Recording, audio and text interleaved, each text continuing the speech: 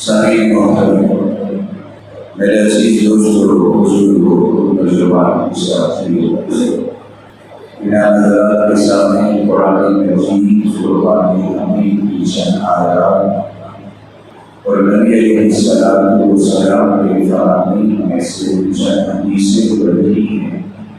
قرآن مجید کی جو آیات تلاوت کی ہیں ان میں سے سب سے پہلی آیت کے اندر اللہ رب العزت جناب نبی کریم صلی اللہ علیہ وسلم سے ارشاد فرما رہے ہیں، فَبِمَا رَحْمَةٍ مِّنَ اللَّهِ لِنتَ لَهُمْ۔ پیغمبر آپ پر اللہ کی خصوصی رحمت ہوئی ہے کہ آپ کا مزاج اپنے ساتھیوں کے لیے نرم ہے، وَلَوْ فَصَّلْتَ غَلِيظَ الْقَلْبِ۔ اگر آپ اپنے ساتھیوں کے ساتھ سخت مزاج ہوتے، سخت دل والے ہوتے، لَانفَضُّوا مِنْ حَوْلِكَ، کہ آپ کے ساتھی آپ کے آس پاس سے منتشر ہو جاتے۔ فَاعْفُ عَنْهُمْ وَاسْتَغْفِرْ لَهُمْ، لہذا آپ ان کی کوتاہیوں پر انہیں معاف کیجیے اور ان کے لیے اللہ سے بخشش طلب کیجیے۔ وَشَاوِرْهُمْ فِي الْأَمْرِ، اور معاملات میں ان سے مشورہ لیجیے۔ دوسری آیت کے اندر اللہ رب العزت ارشاد فرما رہے ہیں کہ وَلَا تَسْتَوِي الْحَسَنَةُ وَلَا السَّيِّئَةُ، یہ نیکی اور برائی دونوں کبھی برابر نہیں ہو سکتی۔ ادفع بالذی ہی احسن، اگر کوئی آپ کے ساتھ برائی کرتا ہے نا تو اس کے ساتھ بدلے میں اچھائی کیجیے، اس برائی کو اپنے آپ سے اچھائی کے ذریعے سے دور کیجیے۔ کیوں؟ فَإِذَا الَّذِي بَيْنَكَ وَبَيْنَهُ عَدَاوَةٌ كَأَنَّهُ وَلِيٌّ حَمِيمٌ۔ اللہ رب العزت ارشاد فرما رہے ہیں کہ جب کوئی آپ کے ساتھ برائی کرے اور آپ اس کو بدلہ اچھائی کی صورت میں دیں گے نا تو آپ دونوں کے درمیان جو عداوت ہے، جو دلی کثافت ہے، اللہ رب العزت اس برائی کا بدلہ اچھائی سے دینے کی وجہ سے اس عداوت کا ایسا خاتمہ کریں کہ گویا آپ دونوں آپس میں جیلی دوست بن جاؤ گے۔ اسی طرح تیسری آیت کے اندر اللہ رب العزت نے نبی علیہ السلام سے ارشاد فرمایا اِنَّكَ لَعَلَىٰ خُلُقٍ عَظِيمٍ، کہ آپ اخلاق کے عظیم مرتبے پر فائز ہیں۔ اور جو احادیث مبارکہ پڑھی گئی ان احادیث مبارکہ کے اندر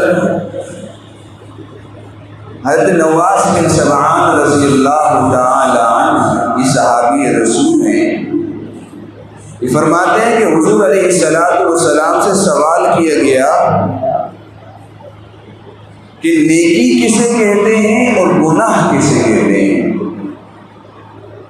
اور حضور علیہ السلام نے ارشاد فرمایا کہ البر حسن الخلق، نیکی اچھے اخلاق کا نام ہے، والاثم ما حاک فی نفسک، اور گناہ یہ وہ چیز ہے جو تیرے دل میں کھٹکے، وَكَرِهْتَ أَن يَطَّلِعَ عَلَيْهِ النَّاسِ، اور تو اس بات کو ناپسند کرے کہ میرے اس عمل کا کسی کو پتہ چل جائے۔ یعنی ہر وہ عمل کہ جس کے کرتے ہوئے دل میں کھٹک پیدا ہو، اور جس کے کرتے ہوئے انسان ہی کے دل میں یہ بات آئے کہ میرے اس عمل کا کسی اور کو پتہ نہیں چلنا چاہیے، تو نبی علیہ السلام نے ارشاد فرمایا یہ گناہ ہے۔ اور نیکی کے بارے میں فرمایا کہ البر حسن الخلق، نیکی وہ اچھے اخلاق کا نام ہے۔ اسی طرح نبی علیہ السلام نے ارشاد فرمایا کہ اتق اللہ حیث ما کنت، جہاں کہیں بھی رہو اللہ سے ڈرتے رہو۔ اور پھر ارشاد فرمایا وَأَتْبِعِ السَّيِّئَةَ الْحَسَنَةَ تَمْحُهَا، کوئی گناہ کا کام ہو جائے تو فوراً بعد نیکی کر لو، اس لیے کہ یہ نیکی اس گناہ کو مٹا دیتی ہے۔ وَخَالِقِ النَّاسَ بِخُلُقٍ حَسَنٍ، نبی علیہ السلام نے ارشاد فرمایا کہ لوگوں کے ساتھ اچھے اخلاق سے پیش آؤ۔ جناب نبی کریم صلی اللہ علیہ وسلم سے ایک مرتبہ سوال کیا گیا، اللہ کے رسول بتلائیے جہنم میں لوگ کثرت کے ساتھ کس عمل کی وجہ سے داخل ہوں گے؟ حضور علیہ السلام نے ارشاد فرمایا الفم والفرج، کہ زبان اور شرمگاہ، ان دو کی وجہ سے لوگ جہنم میں کثرت کے ساتھ داخل ہوں گے۔ یعنی زبان کا غلط استعمال اور شرمگاہ کا غلط استعمال، نبی علیہ السلام نے ارشاد فرمایا جہنم میں کثرت کے ساتھ لوگ ان دو گناہوں کی وجہ سے داخل ہوں گے۔ زبان کا استعمال غلط کریں گے اور شرمگاہ کا استعمال غلط کریں گے۔ پھر نبی علیہ السلام سے ارشاد فرمایا گیا، سوال کیا گیا کہ اللہ کے رسول بتلائیے جنت میں لوگ کثرت کے ساتھ کن اعمال کی وجہ سے داخل ہوں گے؟ تو حضور علیہ السلام نے ارشاد فرمایا حسن اخلاق اور تقوی۔ فرمایا حسن اخلاق اور تقوی یہ دو عمل ایسے ہیں کہ ان اعمال کے کرنے والے کثرت کے ساتھ جنت میں داخل ہوں گے۔ پہلے سوال کیا کہ جہنم میں کثرت کے ساتھ کن اعمال کی وجہ سے داخل ہوں گے؟ تو ان کا فرمایا کہ زبان اور شرمگاہ۔ پھر سوال کیا کہ جنت میں کثرت کے ساتھ لوگ کس عمل کی وجہ سے داخل ہوں گے؟ فرمایا کہ تقوی اور حسن اخلاق۔ تو میرے مسلمان دوستو، انسان کا زیور وہ حسن اخلاق ہے۔ عورتیں زیب و زینت اختیار کرتی ہیں نا، زیب و زینت کے لیے کیا چیز استعمال کرتی ہیں؟ زیور۔ زیور کی وجہ سے عورتوں میں حسن نکھرتا ہے۔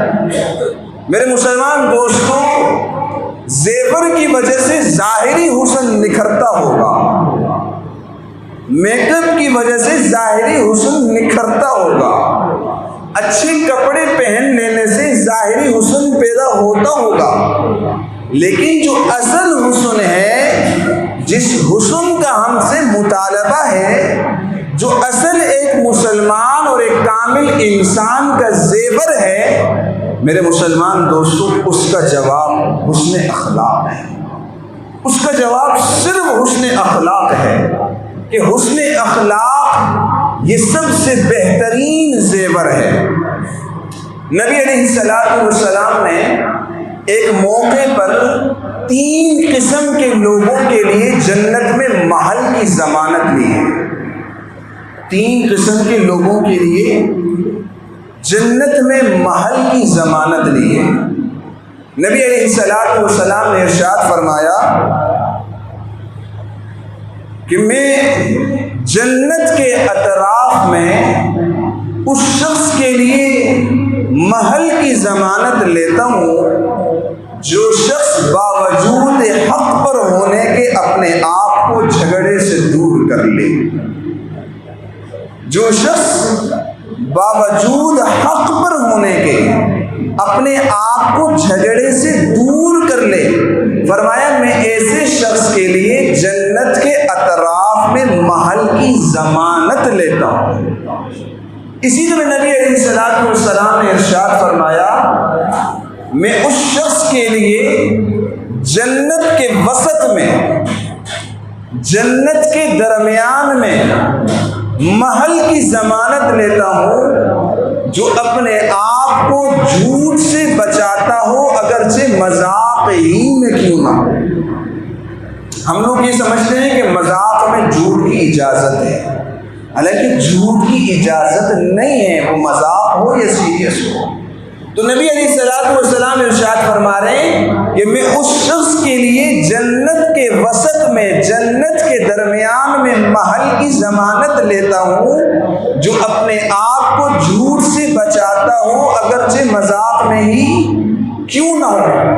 آپ بتائیے ہم کتنا خوش ہوتے ہیں کہ اگر ہمیں کراچی کے وسط میں کوئی پلاٹ مل جائے، کراچی کے درمیان میں اگر ہمیں کوئی دکان ہی مل جائے، ہم کتنا خوش ہوتے ہیں۔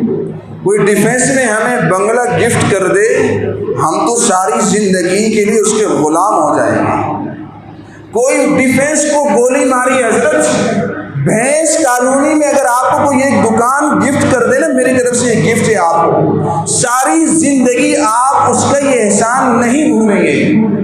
اللہ رب العزت کے محبوب جناب نبی کریم صلی اللہ علیہ وسلم، جن کی زبان مبارک سے کبھی جھوٹ نہیں نکل سکتا، سورج مغرب سے طلوع ہو سکتا ہے، ان کی بات جھوٹی نہیں ہو سکتی، وہ اللہ کے رسول ہمیں ضمانت دے رہے ہیں کس بات کی؟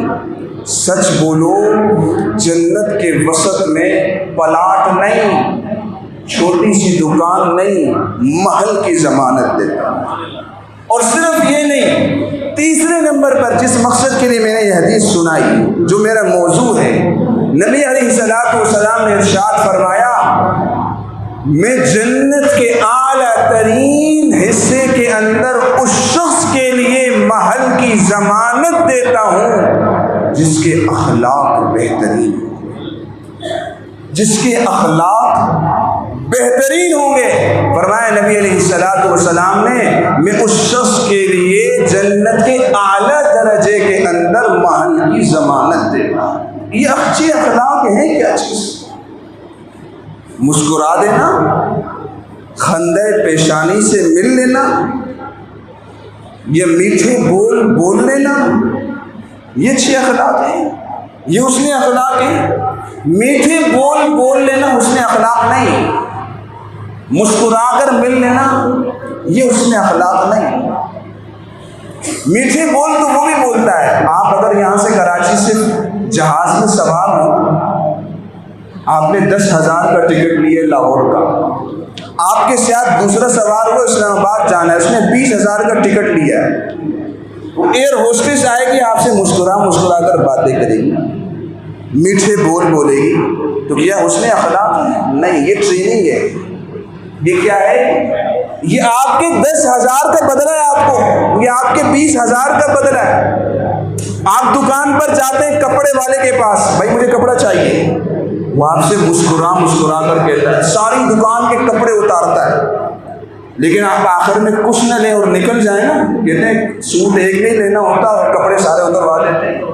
یہ حسن اخلاق نہیں میرے مسلمان دوستوں، حسن اخلاق یہ ہے کہ اگلا آپ کے ساتھ برا کرے اور آپ اس کے ساتھ اچھائی کریں، پھر پتہ چلتا ہے کتنے پانی میں، پھر پتہ چلتا ہے بندہ کتنے پانی میں ہے، اس کے اخلاق کس پائے کے ہیں کہ اگلا آپ کے ساتھ برا کر لے، اگلے نے آپ کو نقصان کر دیا ہے، دوسرے نے آپ کو تکلیف پہنچائی ہے، اور آپ مسکرا کر اسے کہتے ہیں یار کوئی بات نہیں، ہوتا رہتا ہے۔ کیا ہے؟ کوئی بات نہیں، ہوتا رہتا ہے۔ میرے مسلمان دوستوں، یہ ہے حسن اخلاق۔ اللہ رب العزت نے جناب نبی کریم صلی اللہ علیہ وسلم سے ارشاد فرمایا اِنَّكَ لَعَلَىٰ خُلُقٍ عَظِيمٍ، اللہ کے رسول آپ تو اخلاق کے عظیم ترین مرتبے پر ہیں۔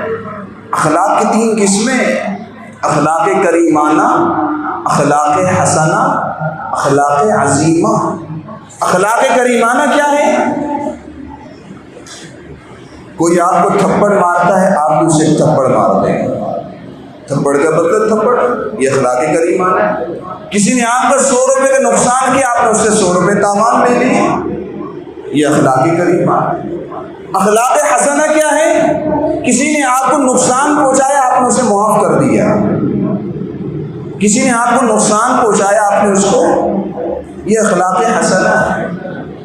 اخلاق عظیمہ کیا ہیں؟ جس مرتبے پر نبی علیہ الصلوۃ والسلام فائز تھے اور جو مجھ سے اور آپ سے مطالبہ ہے وہ کیا ہے؟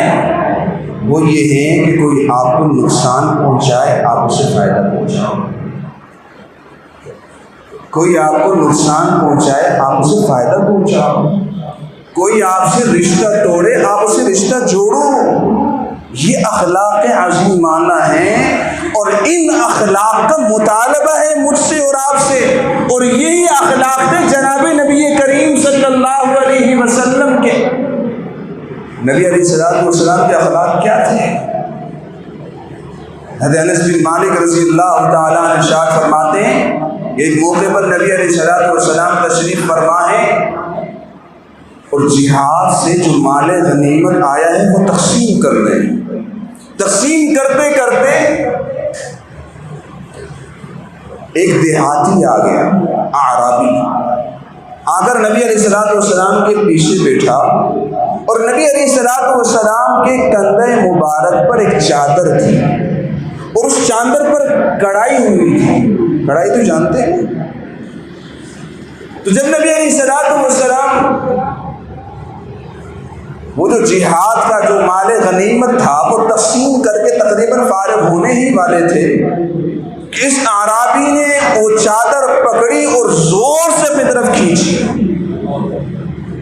تو وہ کڑھائی جو تھی وہ بھی نبی علیہ الصلوۃ والسلام کے کندھے پر لگی، جس سے نشانات آ گئے، اور کہنے لگے اللہ کے رسول آپ نے سب میں مال غنیمت تقسیم کر دیا، مجھے تو کچھ بھی نہیں دیا، مجھے بھی دیجیے نا۔ حضور علیہ الصلوۃ والسلام نے دیکھا اور مسکرا دیے، اور صحابہ سے کہا میں اسے بھی دے دوں، کیا کہا؟ اسے بھی دے دوں۔ یہ اخلاق عظیمانہ ہے۔ انک لعلی خلق عظیم، اگلے نے برا کیا، نبی علیہ الصلوۃ والسلام نے بدلہ اچھائی بھی دیا۔ جب حضور علیہ الصلوۃ والسلام کے چچا ابو طالب کی وفات ہوئی نا، وہ عام الحزن کہلاتا ہے۔ 3 دن پہلے سب سے بہترین بیوی حضرت خدیجہ کا انتقال ہوا، 3 دن بعد ابو طالب کا انتقال ہو گیا۔ باہر کے معاملات میں سپورٹ ابو طالب کرتے، گھر کے معاملات میں سپورٹ حضرت خدیجہ کرتی، تو عام الحزن تھا۔ تو نبی علیہ الصلوۃ والسلام مکہ مکرمہ سے ہجرت کی اور قبیلہ بنو ثقیف گئے، کہ مکہ والے تو سنتے نہیں ہیں بات، تکلیف پر تکلیف دے رہے ہیں، چلو قبیلہ بنو ثقیف والوں کے پاس جاتے ہیں، انہیں جا کر دعوت دے دیں۔ جب وہاں گئے، قبیلہ بنو ثقیف کے 3 امراء تھے، 3 سردار تھے، تینوں بھائی تھے۔ حضور علیہ الصلوۃ والسلام نے جا کر اپنی دعوت ان کے سامنے رکھی، تو پتہ ہے آگے سے ان تینوں نے کیا جواب دیا؟ ایک کہنے لگا اللہ کو آپ کے علاوہ کوئی اور نبی نہیں ملے تھا، آپ ہی نبی ملے تھے۔ دوسرے نے کہا کہ اگر میں نے تیری نبوت کو مان لیا نا، یہ تو ایسا ہوگا گویا میں نے غلاف کعبہ چوری کر لی۔ ان کے ہاں غلاف کعبہ چوری کرنا بہت بڑا گناہ تھا، تو گویا میں نے آپ کی نبوت کو اگر مان لیا، نعوذ باللہ میں نے غلاف کعبہ چوری کر لیا، بہت بڑا گناہ کر لیا۔ تیسرا کہنے لگا بابا میں نے تو آپ سے بات ہی نہیں کرنی، یار جاؤ۔ میرے مسلمان دوستوں، صرف یہی نہیں بلکہ انہوں نے اپنے قوم کے اوباش نوجوانوں کو جمع کیا اور جمع کر کے کہا کہ بابا یہ ہمیں اپنے دین سے پھیرنا چاہتا ہے اور ہمارے بتوں کے بارے میں ایسی ایسی باتیں کرتا ہے، لہٰذا ان اوباش نوجوانوں کو، بدماشوں کو راستے کے دونوں اطراف بٹھایا، ہاتھ میں پتھر دیے، نبی علیہ الصلوۃ والسلام جس کے سامنے سے گزرتے وہ نوجوان پتھر مارتے، پتھر کھا کھا کے سر سے لے کر پاؤں تک نبی علیہ الصلوۃ والسلام کا پورا جسم زخموں سے چورن چور ہو گیا، اور یہاں تک کہ نعلین مبارک بھی خون سے بھر گئے۔ اور سامنے ایک باغ تھا، جب اس باغ میں جا کر بیٹھے اور باغ میں جا کر بیٹھنے کے بعد جب ہاتھ اٹھائے، ہاتھ اٹھانے کے بعد اس دن نبی علیہ الصلوۃ والسلام اتنے روئے کہ اس سے پہلے کبھی نہیں روئے تھے، اور اس موقع پر دعا کی، اے اللہ تو نے مجھے کیسے لوگوں کے پاس بھیجا، کیسے لوگوں کے پاس بھیجا جو میرے تو دشمن ہے ہی ہیں، میری جان کے بھی دشمن ہیں، میری بات ماننا تو دور کی بات ہے، مجھے تکلیف پہنچانے کے در پہ ہیں۔ خوب اللہ رب العزت کے دربار میں دعائیں مانگی، اللہ رب العزت نے فرشتوں کو بھیجا، پہاڑوں کے فرشتوں کو بھیجا، ہر قسم کے فرشتوں کو بھیجا، اور وہ فرشتے آ کر کہنے لگے کہ اللہ کے معبود حکم کیجئے، ہم ان پہاڑوں کو آپس میں ملا کر ان پورے کے پورے قبیلے والوں کو ملیا میٹ کر دیں۔ میرے مسلمان دوستوں، اپنے نبی کے خلق عظیم دیکھیے گا، اس موقع پر بھی یہ ساری تکالیف جھیل لینے کے بعد بھی نبی علیہ السلام نے ان فرشتوں سے کہا، نا بابا نا، یہ نہیں مانتے، یہ نہ سمجھ ہیں، ان کی آگے آنے والی نسل انشاءاللہ میری بات کو ضرور تسلیم کرے۔ یہ تھے اخلاق عظیمہ کہ پہنچی تکلیفیں لیکن نبی علیہ السلام فائدہ پہنچا رہے ہیں کہ بابا ان کو نہ مارو، ان کی نسلیں ایمان لائیں گی، ان کی نسلیں ایمان لائیں گی، اگر یہ جہنم سے نہیں بچتے کم از کم ان کی نسلیں تو جہنم سے بچیں گی۔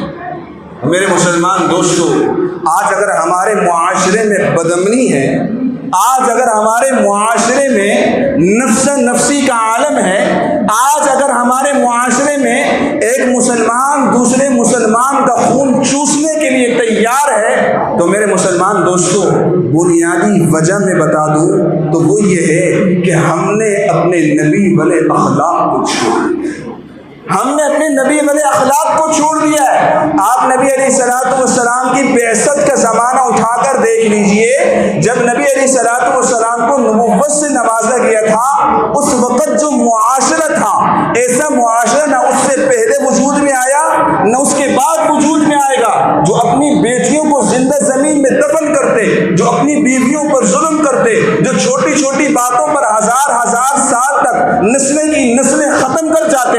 میرے مسلمان دوستو، ایسا معاشرہ نہ اس سے پہلے وجود میں آیا نہ اس کے بعد وجود میں آیا۔ نبی علیہ السلام نے آ کر ان کے اخلاق پر محنت کی، ان کے دلوں پر محنت کی، محنت کے نتیجے میں جو معاشرہ وجود میں آیا، اس معاشرے کو صحابہ کرام کہتے ہیں یہ وہ معاشرہ ہے کہ نبی علیہ السلام کی بعثت سے پہلے ایک دوسرے کے خون کے دشمن تھے، نبی علیہ السلام کی بعثت کے بعد جب نبی علیہ السلام نے ان کے دلوں پر محنت کی، ان کے اخلاق پر محنت کی، تو وہی جو پہلے ایک دوسرے کے خون کے دشمن تھے ایک دوسرے پر جان دینے والے بن گئے۔ تو میرے مسلمان دوستو، اگر ہم اپنے معاشرے میں امن چاہتے ہیں، ہم اپنے معاشرے میں بھائی چارگی کا رواج چاہتے ہیں، تو میرے مسلمان دوستو ہمیں سب سے پہلے اپنے آپ کو اپنی زندگی کے اندر، اپنے اس 6 فٹ کے جسم کے اندر نبی علیہ السلام والے اخلاق پیدا کرنے ہوں گے، اپنے آپ کے اندر برداشت کا مادہ لانا ہوگا۔ جب ہم اپنے آپ کو تبدیل کر لیں گے تو میرے مسلمان دوستو یہ معاشرہ خود بخود تبدیل ہو جائے گا۔ اگر ہم اس بات میں پڑے رہے کہ بھائی دوسرا تبدیل ہو جائے تو کوئی بھی کسی وقت تبدیل نہیں ہو سکتا، سب سے پہلے اپنے آپ کو تبدیل کرنا ہوگا۔ اللہ تعالی ہم سب کو سمجھنے کی اور عمل پیرا ہونے کی توفیق نصیب فرمائے۔ باخر دعوانا